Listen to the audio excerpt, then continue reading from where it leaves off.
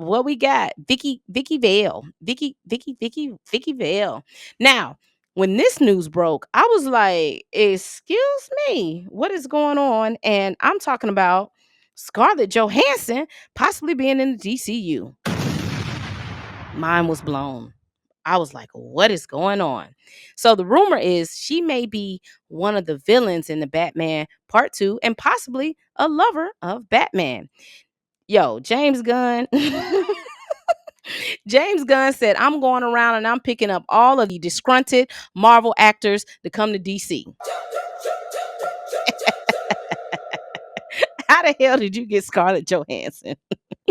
All right. So Jeff Snyder stated that ScarJo told her people to aggressively go after this role in the Batman Part 2. It sounds like she really, really wanted this job. And it sounds like this deal is pretty much close to being wrapped. So rumors and speculations is, she could be playing Poison Ivy, Vicky Vale, Jessica Dent, the Phantasm. Like the options are kind of endless for Scarlett Johansson. Now, it was reported that Emma Stone had the offer first and passed on it because she wanted her bread. I like more than check.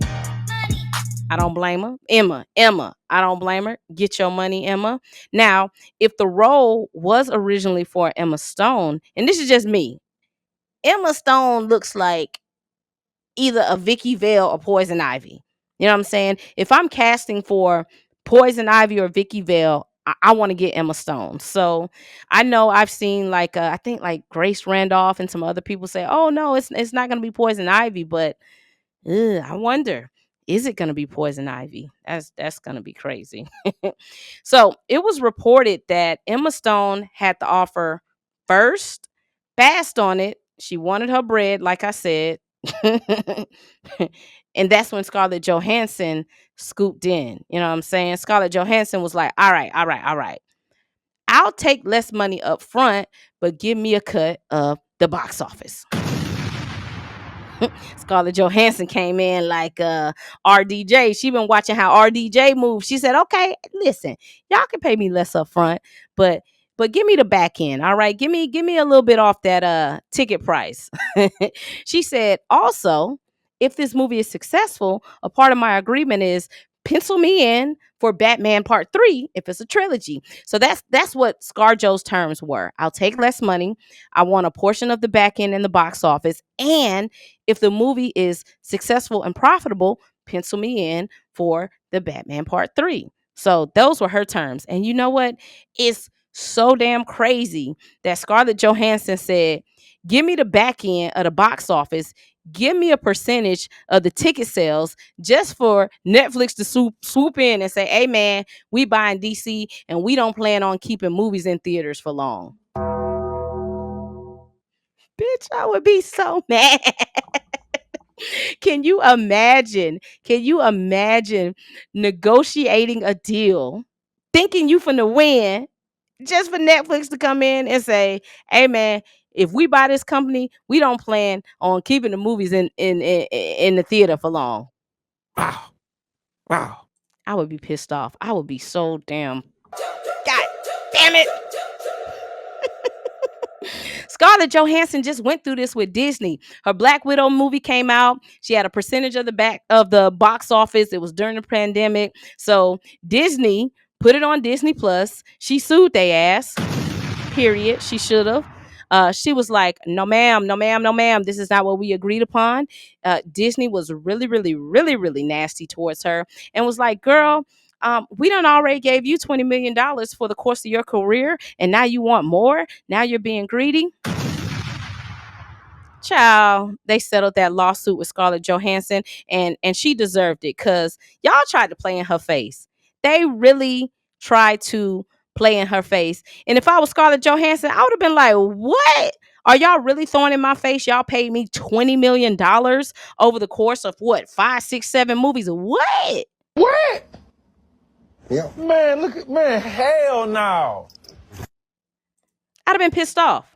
I would have been pissed off that y'all throwing in my face that y'all paid me $20 million. And then we find out that over the course of his career that Robert Downey Jr. then damn near made almost $500 million playing Iron Man. y'all tried it. Y'all tried it. If y'all don't get on, I'm glad she won that lawsuit. Y'all don't let people play with y'all. I believe in suing. Don't let people play with y'all. So that was the end of ScarJo and Disney to me. I felt like she felt like they was playing with her, and I don't damn blame her. I would get on too. Try me. Oh, we gave you 20 million through your whole career. If y'all don't leave me alone and look at the box office and how much the movies made with me being in it. Now, I ain't trying to say ScarJo was the leader, but ScarJo as Black Widow was a part of the success of those movies, man. And Disney tried to play in her face. But anyway, back to DC. Who do y'all think she's playing? Do y'all want to see her as Poison Ivy? But shout out to ScarJo, man. Even though she has some freaking weird takes, okay, she kind of likes to take up for that Predator man. But she is killing it right now. She's going from Avengers to leading a new successful Jurassic Park movie, and now possibly playing in the Batman too. We shall see how this plays out, child. This is interesting. Let's take a look at the comments. S. Jaddick says, man, ScarJo is pissed. Disney tried to stiff her, rightfully so. But yeah, she ain't coming back to the MCU. All to the DCU next. Drew says, I really hope she's playing Phantasm, but I don't know. The Emma Stone thing, it sounds more like Vicky to me. Yeah, man, I'm thinking either Vicky Vale or Poison Ivy. That's just me. S. Jaddick says, I heard some of the Mask of Phantasm adaptation speculation. I don't see ScarJo playing Vicky Vale. I mean, keep in mind, the role was not for ScarJo.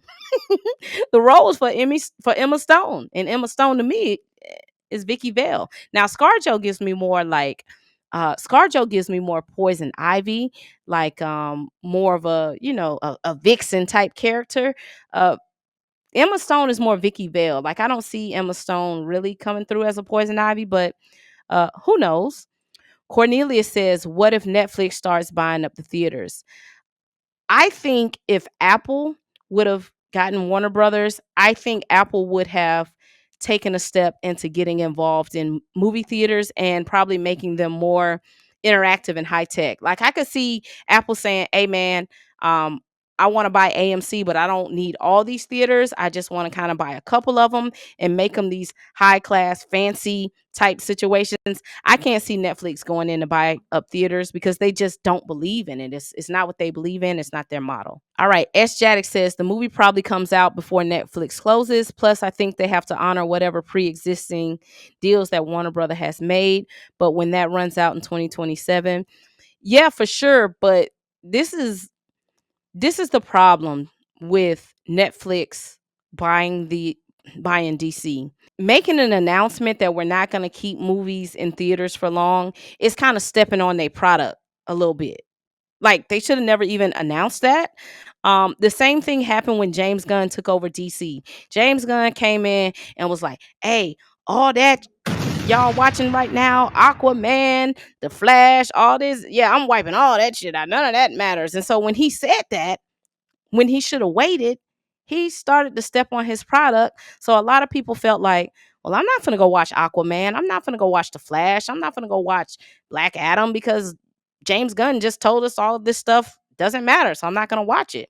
And I think Netflix is kind of doing the same thing. They're already stepping on a product by saying, hey, man, our end game is going to be to get these movies to you at home. Like the movie theater is just not really our thing. So you already telling your people like, hey, man, you might don't even need to really start watching this stuff in the movie. It's harmful. They should have never said that. You know what I'm saying?